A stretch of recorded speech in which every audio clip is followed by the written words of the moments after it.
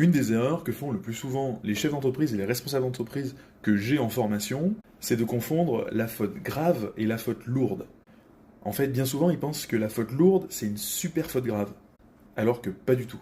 La faute grave est au-delà de la faute simple, c'est celle qui rend impossible le maintien du salarié dans l'entreprise.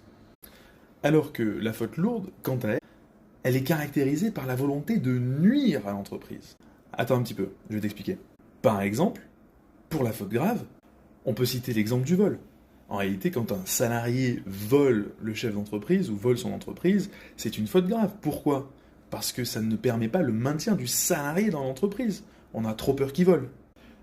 Mais ce vol n'est pas caractérisé par la volonté de nuire. Le salarié veut obtenir plus, il le fait indûment, il le fait de manière illégale, il veut plus, mais il ne veut pas nuire à l'entreprise. Nuire à l'entreprise, c'est vraiment supérieur à ça.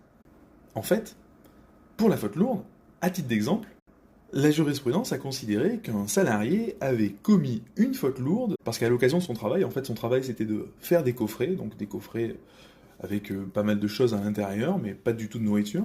Lui, il avait été blessé par ce qu'avait dit son supérieur hiérarchique, et ce qu'il s'était dit, il s'est dit, tiens, je vais prendre de la confiture, et je vais mettre des cuillères de confiture de fraises dans chaque coffret, comme ça, de manière abrupte. Son intention, bien évidemment, c'était que les clients reçoivent le coffret, ouvrent, voient cette confiture immonde, et se disent, ah ben, je vais plus jamais recommander chez ce fournisseur-là. L'intention était bel et bien de nuire à l'image de l'entreprise. Il n'y avait pas de gain personnel autre que celui que de nuire, sans doute pour vengeance personnelle.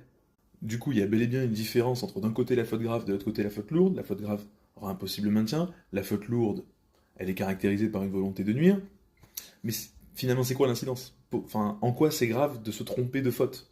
Si l'employeur licencie un salarié pour une faute qu'il estime lourde alors qu'il s'agit en réalité d'une faute grave, le juge considérera qu'il n'y a pas de faute lourde, et donc du coup pas de faute du tout.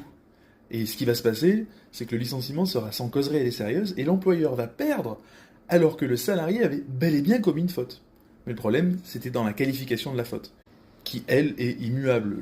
L'employeur ne peut pas changer en cours de route. Si t'aimes ce genre de contenu, je suis formateur reconnu par l'État, je suis doctorant en droit et j'enseigne le droit, et sur cette chaîne, tu vas avoir pas mal de concepts juridiques ou financiers expliqués de manière simple. Abonne-toi.